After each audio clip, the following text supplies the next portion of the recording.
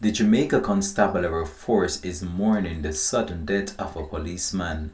Hi again and welcome. This is Links 007 TV News Report, and we'll be right back with the full details to come. Welcome to Links 007 TV News Report, providing you with the best in local and international news updates. This is a place where you can get the most reliable and informative news information. Links 007 TV News Report. Welcome back and thanks for joining us. This is Links 007 TV News Report. The Jamaica Constabulary Force is mourning the sudden death of a policeman assigned to the Communication, Forensic and Cybercrime Division. He has been identified as Constable Jermaine Graham. Graham was reportedly on duty at the Papine Police Station in St. Andrew on Thursday afternoon when he fell ill and was taken to the University Hospital of the West Indies where he was being treated.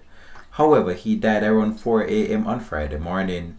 The police have since commenced an investigation into the matter. This has been Links 007 TV News Report. Thanks for watching.